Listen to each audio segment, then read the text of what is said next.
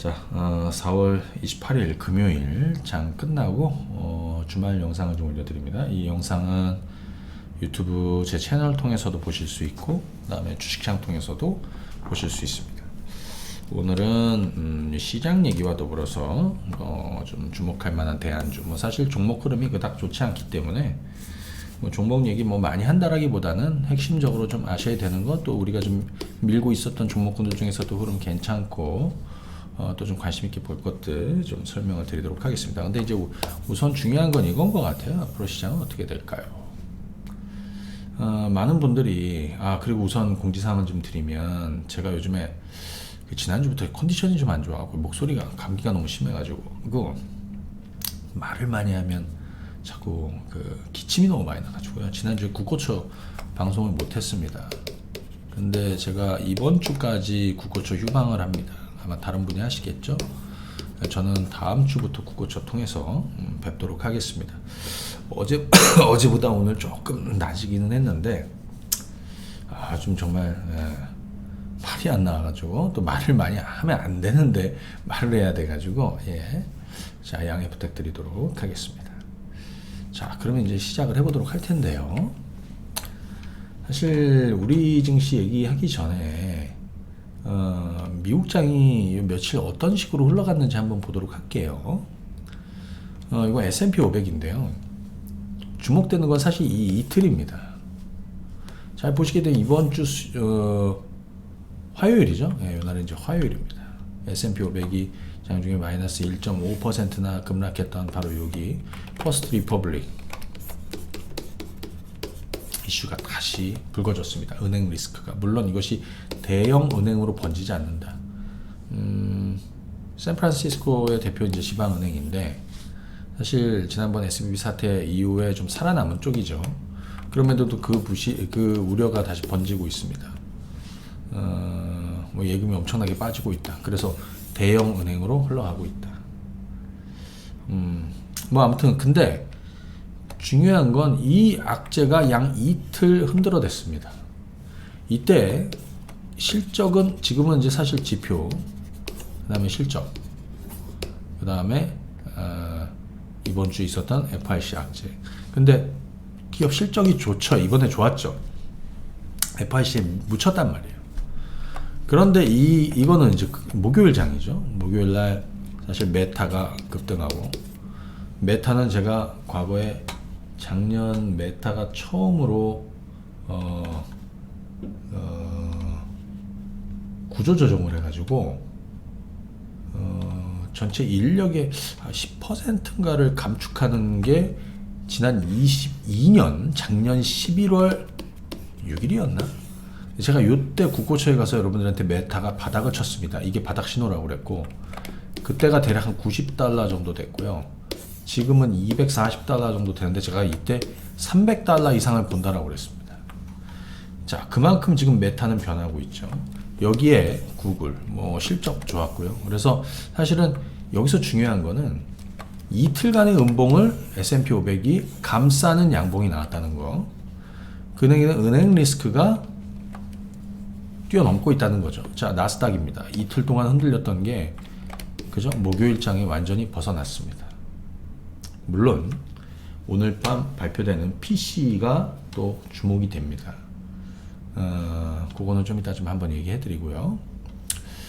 자, 그럼 이제 우리 쪽으로 가서 요 시장 분위기는 이렇게 흘러가고 있더라. 미국 시장은 흐름을 깨지지 않고 타고 가고 있더라. 이겁니다. 그러면 일본 니케이는 어떠냐? 일본 니케이도 잘 타고 가고 있습니다. 그죠? 잘 타고 가고 있습니다. 잘 타고 가고 있습니다. 일본 니케이. 네. 중국 상해 지수도 여기서 좀 흔들렸지만 흐름을 다시 반등 나오면서 타고 가고 있고, 오늘도 좋았어요. 홍콩도 그렇고.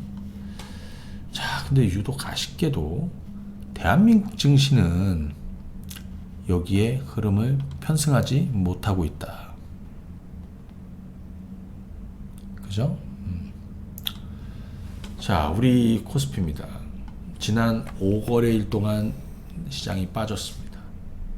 지난주 목요일이 시작점이었습니다. 코스닥 한번 볼까요? 코스닥도 지난 목요일이 시작점이었습니다. 뭐 다른 이유들 많지만 이 시작점은 지정학적 리스크가 부각이 됐던 시점입니다. 그죠?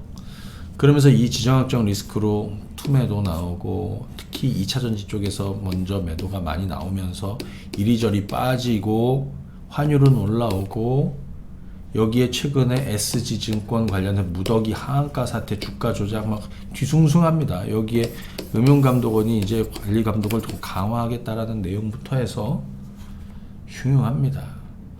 다행히 이번 한미 정상회담이 마무리됐습니다. 그죠? 물론 뭐 우리가 기대했던 반도체 또 뭐 전기차 관련한 이런 보조금이라든지 반도체 이런 부분에 대해서 우리가 기대했던 내용은 사실 좀 없었습니다. 그래도 추가적인 어떤 지정학적 리스크를 부각시킬 수 있는 내용은 일단 여기서 나왔던 악재를 뛰어넘는 내용은 개인적으로 새로운 건 없었다라고 보여져요. 그래서 일단 여기까지는 너무 많이 빠졌기 때문에 반등이 나온 겁니다. 어제.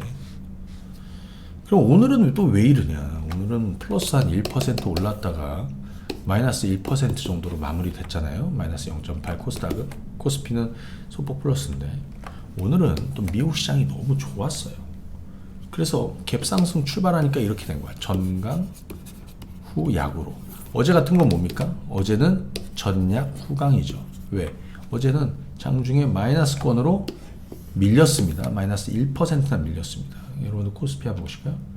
코스피도 중요한 지수대에 머물고 있습니다.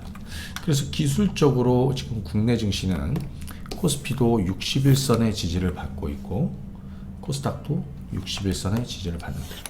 다음 주 월요일은 우리 휴장이고 이 61선의 지지선을 이탈하지 않는다면 최소한 반등 시도는 계속 이어질 것이다. 왜냐하면 첫 번째, 새로운 악재는 없다. 무슨 그럼 호재가 있냐? 호재는 없어요. 그죠? 새로운 악재는 없다. 다만 이제 지난 일주일 동안 지난주 목요일부터 해서는 우리 또 그 로이터 또 외신 통한 인터뷰 이후에 지정학적 리스크 또 시장의 어떤 불안 요인 SG 또 주가 조작 뭐 무더기 하한가 뭐 등등 해갖고 굉장히 흉흉한 흐름이 만들어졌는데 일단 일단락되는 그죠 흐름이고 이제부터는 반등 시도가 좀 나오게 될 것이다. 그런데 이제 한 가지 급할 게 없는 시장입니다. 서두른다고 뭐가 되지 않는 시장이에요. 또 하나 장중 변동이 너무 심해. 그죠? 너무 심해. 코스닥도 한번 보세요. 떠서 출발해서 뭐 이렇게 반등 나오다가 갑자기 밀렸다가 그죠? 변동이 너무 심해요. 그러니까 지금은 기간 조정을 좀 염두하고 기간 조정을 좀 염두하고 가봐야겠다. 하지만 일단 코스닥은 820선을 지켜야 되는 것이고요. 코스피는 지금 여기 61선 역시 마찬가지. 이게 지수는 얼마냐면 대략 한 2460 정도 됩니다. 여기를 지켜야 된다. 우리 환율 한번 보시게 되면 지금 달러는 약세로 가고 있는데 그죠? 그리고 우리 이제 환율은 이제 반대로 가줘야 된단 말이죠. 지금 원화는 또 역시 마찬가지 약세로 가고 있습니다. 환율이 오르고 있단 말이죠. 상당히 불안한 흐름이 아시겠지만 국내 주식시장에도 영향을 주고 있다. 외국인들은 뭐 근래 들어서 오늘은 외국인들의 일부 순매수가 거래소에서는 좀 잡혔습니다. 그죠? 거래소에서는 좀 잡혔습니다. 외국인들이 거래소에서 오늘 삼성전자, 그죠? 삼성전자, 뭐 그다음에 SK하이닉스 같은 거, 자 볼까요? 삼성전자, 삼성전자하고 SK하이닉스, 이건 SK하이닉스고요. 물론 잠깐 말 나온 김에 이들에 대한 삼성전자하고 SK하이닉스는 야, 이걸 가지고 어떻게 해야 될까요? 이건 시간 투자가 문제입니다. 이번에 역대 최악의 또 실적을 내놨습니다. 대규모 적자를 발표했죠. 이건 뭐 모르는 사람 있었나? 그래서 안 떨어진 거예요. 그래서 안 떨어진 겁니다. 시간을 할애해야 됩니다. 이쪽은. 물론 불확실성이 많아. 올 10월부터는 중국으로 반도체 투자를 못합니다. 그리고 또 미국의 반도체 제약 사항도 너무나 많고, 최근에 또 마이크론 관련해서 또 중국에 이제 미국이 중국 견제하면 중국이 마이크론을 또 배제하면 공백을 우리가 채우지 말라는 뭐 이런 참 진짜 한심한 아주 말도 안 되는 이런 요구도 좀 있었는데, 그럼에도 불구하고 삼성전자, SK하이닉스는 시간 투자가 답입니다. 주가 입장에서는 이게 새로울 게 없다는 거예요. 예를 들어서 현대차가 러시아에서 철수했다. 그죠? 그거는 별 영향은 없었어요. 왜? 이미 생산을 안 하고 있었으니까. 그리고 이미 반영했던 악재이기 때문에. 오늘 빠진 건 그냥 시장이 빠지면서 빠진 거지. 그죠? 그겁니다.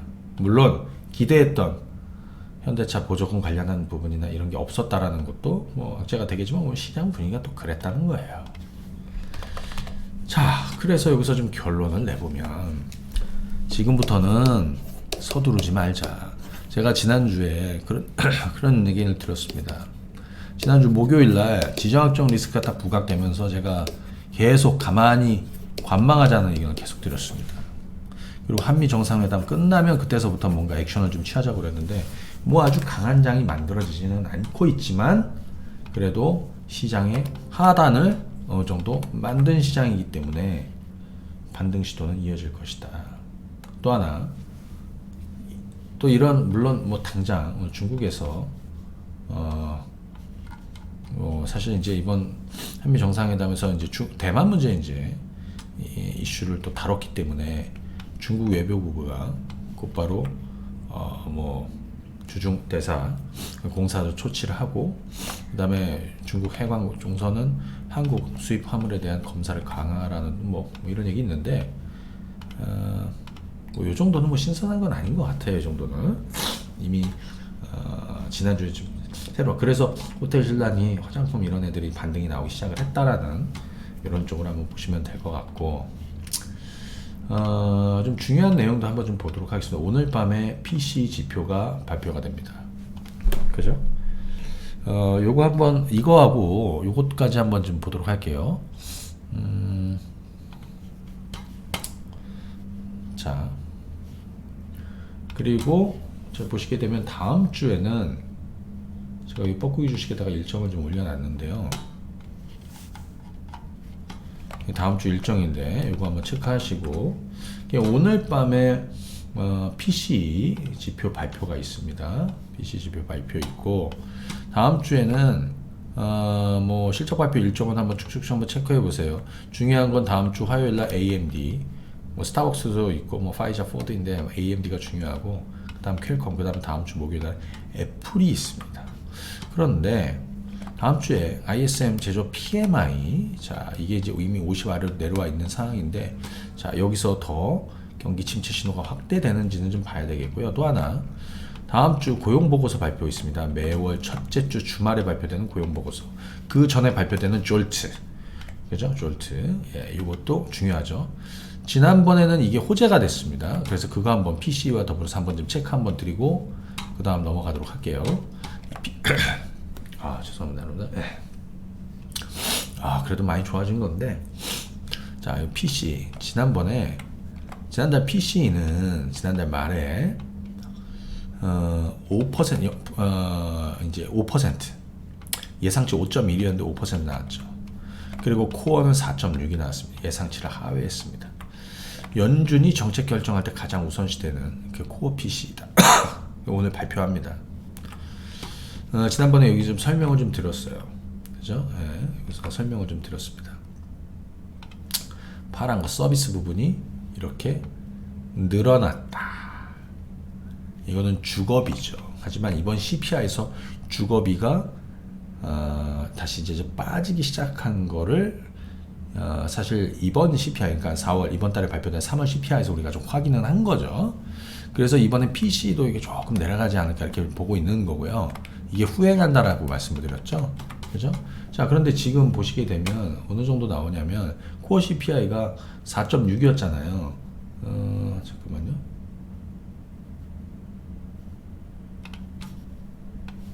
보시게 되면 PC는 지금 지금 예측은 연간으로 5.1 정도 예측이 되고 있고 코어는 4.6 정도 나오고, 그러니까 예측치 이전에 4.7이었고 예측치도 4.7인데 4.6 정도.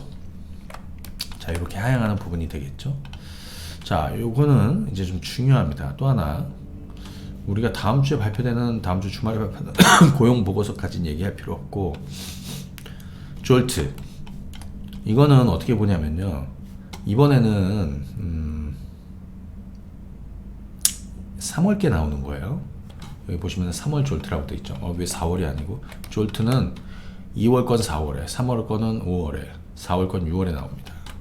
자, 이 졸트 구인구직 보고서 여기서 보시면은 지난달에 이게 제로가 됐어요. 왜냐? 드디어 1000만 건 아래로 내려왔거든요. 구인 건수가. 구인 건수가 줄어든다. 이거 구인은 지금 구직하고 다르죠. 구인, 구직. 구인이 줄어야 됩니다. 구직이 많아야 되고 구인이 줄어야 됩니다. 그죠? 이건 기업이 일자리를 만들어서 일할 사람을 이제 구하는 거죠. 그러다 보니까 구직보다 구인이 많으면 어떻게 돼? 임금을 더 많이 지불해야 돼. 임금 인플레이션 꺾이지 않는다는 거예요. 근데 이것이 처음으로 2년 만에 1000만 건 아래로 지난달에 내려왔다. 그러니까 지난 2월 졸트가, 그죠? 그걸 보여주는 겁니다. 그때 설명을 드렸습니다. 그죠? 그리고 또 하나 아래쪽은, 그죠? 이 구인 대비해서 실업자. 그러니까 이게 예를 들어서 뭐 1.6배라고. 근데 이제 전에는 2배 뭐 거의 좀 하락하고 있는 중이기 때문에 역시 졸트도 계속해서 하향하고, 특히 구인 줄어들고 있다. 이거는 연준의 긴축 효과가 나타나고 있는 긍정 포인트입니다. 그래서 왜냐하면 우리는 어차피 다음 주 월요일날 장은 안 열려요. 그리고 참고로 다음 주 월요일 야간 반상이 진행합니다. 지난주에 제가 몸이 좀 안 좋아서 요양 갔다가 오면서 드라이빙 토크로 대신했는데, 다음 주 월요일 저 야간 반상에 월요일 8시에, 저녁 8시에 여러분들 뵙습니다. 그때 한번 다시 설명을 한번 드려보도록 하겠습니다. 아무튼 다음 주 월요일은 PMI 발표 있고, 그 다음 화요일은 졸트가 있는데, 이 졸트부터 굉장히 좀 중요하다 이렇게 보시면 됩니다. 지금 5월 다음 주 FOMC에서 금리를 한 번 더 올리고, 그리고 나서 금리 동결하는 쪽으로. 그래서 제가 지난번에 여러분들한테 보여드렸던 자료에 따르면 원래 시장은 금리를 한 번 올리고, 잠깐만요.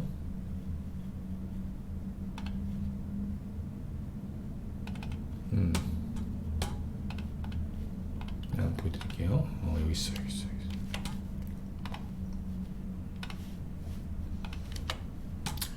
자, 이거 보여드렸죠.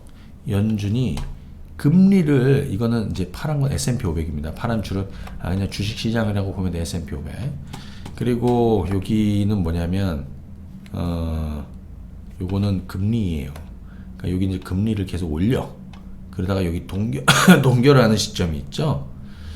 금리를 인상을 하다가 동결하는 시점부터는 주식 시장이 오른다는 거예요. 여기도 동결하게. 그죠? 네. 그런데 금리를 인상하다가 동결할 때는 시장이 그래도 상승 흐름을 계속 탔는데, 금리를 내리기 시작하는 시점은 증시가 빠지기 시작한다는. 물론 이것도 일시 어느 정도 빠진 다음에는, 그 다음에는 보통 유동성 장세가 시작됩니다. 이렇게. 그죠? 우리는 이제 큰 흐름을 보셔야 된다고 그랬죠. 물론 이 과정에서 한국 시장의 어떤 디커플링, 한국 시장의 어떤 불안 요인이라든지 뭐 이런 거는 변수로 좀 놓고 얘기를 해야 되겠지만, 그것까지 그런 또 다른 리스크에 대해서는 제가 여기서 논하고 싶지는 않습니다. 예. 아무튼 뭐 그렇습니다. 그래서 보시게 되면 그래도 이번 주 어느 정도 하단을 좀 만들고 있다 이렇게 보시면 되겠고, 오늘 아쉽게도 에코프로가 어제 이렇게 급등을 한번 했었어요. 그죠? 그 에코프로가 시장에 약간 불확실성을 만들고 있다. 에코프로가 급등하면 2차전지가 막 급등하면서 지수가 막 오르다가 에코프로가 흔들리면 다시 빠지고 2차전지가 다 흔들리고 이런 분위기가 만들어지고 있다. 그죠? 예. 자, 그러면 이제 그 외에 한번 좀 주목할 것들 몇 가지 한번 좀 설명을 드리면, 내가 계속 밀었던 위메이드가 오늘 또 다시 떴습니다. 15%나 올랐습니다. 저는 이 위메이드가 이 윗단을 넘어서 가는 게 저의 큰 그림이에요. 그래서 아시겠지만 지난 3만원 초반대부터 올 초에 위믹스 상장 폐지 이후에 올 초 1월 달부터 바닥 매수를 드리고 계속해서 빠지면 사고해서 가고 있습니다. 그죠? 자, 우리 기대했던 나이트크로우는 어떤 성과를 냈는지 한번 보시게 되면,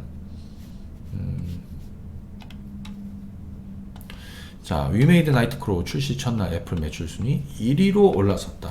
웹웨버 LPG의 최강자로 부상되고 있다. 자, 나이트크로우 첫날 일매출이 80억 원대로 추산이 된다. 거의 오딘급으로 흥행 페이스를, 그죠? 보이고 있다. 뭐 이런 내용도 좀 있고요. 그 다음에 이번에 보시게 되면 이번 주에 위메이드가 사우디아라비아 투자부하고 MOU 체결, 중동 지역 진출을 하고 있는 것이죠. 또 하나, 또 하나가 위메이드, 위믹스 온보딩, 위믹스에 온보딩된 게임이 이제 라인업이 100종을 채웠다는 거예요. 다양한 장르의 게임이 위믹스에 붙었다. 그죠? 이렇게 보시면 됩니다. 자, 오늘 수급은 뭐 이렇습니다.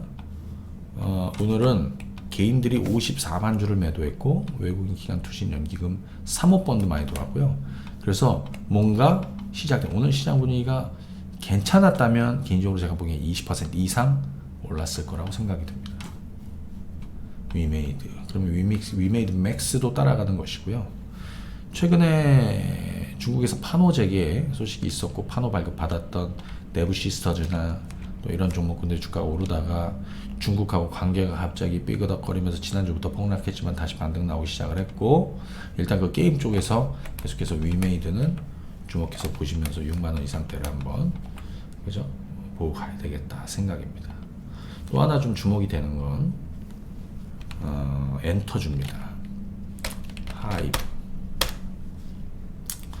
제가 하이브 변곡점을 지난번에 이 자리를 얘기 드렸어요. 19만원 매수 의견을 드리고 지금도 27만원 계속 보유 의견을 드리고 있습니다. 이제 27만원 넘었습니다. 19만원 있다가 27만원 넘었죠. 4세대 아이돌의 성장성을 보고 밀고 간다. 하이브입니다. 또 하나, JYP가 하이브와 맞먹기에 흐름이 가장 좋습니다. 여기서 볼 건 하이브도 그렇고 JYP도 그렇고 추세 흐름을 완전히 타고 가고 있다는 게 중요합니다. 오늘 하이브는 27만원 넘으면서 수급이 이렇습니다. 최근에 뭐 기관 투자들, 연기금, 뭐 사업펀드, 외국인 모두 다 잡고 있습니다. 그죠? 모두 다 잡고 있습니다. 이번에 하이브는 르세라핌이 5월 1일에 컴백 예정이고요. 그죠? 그 다음에 뉴진스도 6월 정도. 예를 들면 컴백하는 건 중요하지 않고 컴백 일정이 가까워지면 그 기대감이 더 생기는 거죠. 그죠? 그리고 YG엔터 보시면 YG엔터도 제가 이거 4만원대 초반에서 7만원 이상 보시라고 하시라고 그랬는데 어찌됐든 이렇게 올라와서 JYP나 하이브 뒤를 어찌됐든 쫓아가고 있습니다. 자, 그런데 여기서 또 하나 주목할 게 SM입니다. 지난번에 SM이 뭡니까? 저 하이브하고 또 카카오 한판 붙었었잖아요. 근데 그 이슈 이제 끝났고, 그래서 급락을 했었고 하다 보니까 제정신을 차리고 나니까 그래도 이 정도 가치 9만 원에서는 더 떨어질 건 없을 것 같아 이거였어요. 최근에 좀 올라오고 있고요. 지금 11만 원 넘기는 게 변곡점으로 보고 있습니다. 그죠? SM. 최근에 SM도 기관 투자들 연기금은 꾸준히 사들이고 있는 입장인데 에스파가 5월 8일에 컴백 예정입니다. 에스파가 5월 8일에 컴백 예정입니다. 이것도 한번 보세요. 신인 그룹, 신인은 중요하지 않고 얘네들이 이제 중요합니다. 그렇죠? 그래서 기본적으로 엔터주 흐름, 여기에 뭐 디어유 같이 최근에 좀 빠지긴 했는데, 그죠? SM 소속 아티스트들이 하이브에 뭡니까? 갑자기 생각이 안 나네. 하이브 팬덤 플랫폼으로 조금 옮겨갈까. 그 악재로 좀 빠졌지만 그래도 4만원대는 지키면서 반등 시도가 좀 나오겠죠. 엔터주로 오른 다음에 플랫폼이 오른다. 그죠? 네. 자, 이렇게 참고하시면 되겠고요. 전체적으로 봤을 때는 제가 오늘 종목 얘기를 이렇게 뭐 많이 하진 않는데, 제약바이오도 여전히 저점권에서 좀 안정되지 않을까 싶습니다. 제약바이오 라인에서 지금 가장 좋은 흐름을 보여주는 게 한미약품이더라고요. 그죠? 어느덧 30만원, 오늘도 모양이 굉장히 좋았습니다. 자, 종목들은 제가 다음 주 월요일 야간 반상회 때 뭐 차근히 이것저것 좀 더 좀 얘기를 해드리는 걸로 하고, 오늘은 시장, 제가 이제 그런 얘기를 드렸습니다. 오늘 무슨 얘기 들었냐면, 야, 지금 시장은 질기게 물고 늘어져야겠다. 쉽게 포기할 수 있는 장이에요. 변동이 하도 크니까. 쉽게 포기하다 보면 잠시 떠나는 일만도 못해요. 진득하게 엉덩이 무겁게 가는 게, 비가 오든 바람이 좀 불더라도 엉덩이를 좀 무겁게 하고 가는 게 맞다. 자, 오늘 제가 드릴 내용이 바로 여기입니다. 다음 주 월요일에 야간 반상회 때, 다음 주 월요일 저녁 8시에 뵐 건데요. 야간 반상회 때 좀 더 자세히 얘기 나눠보도록 하겠습니다. 자, 오늘 주말 영상은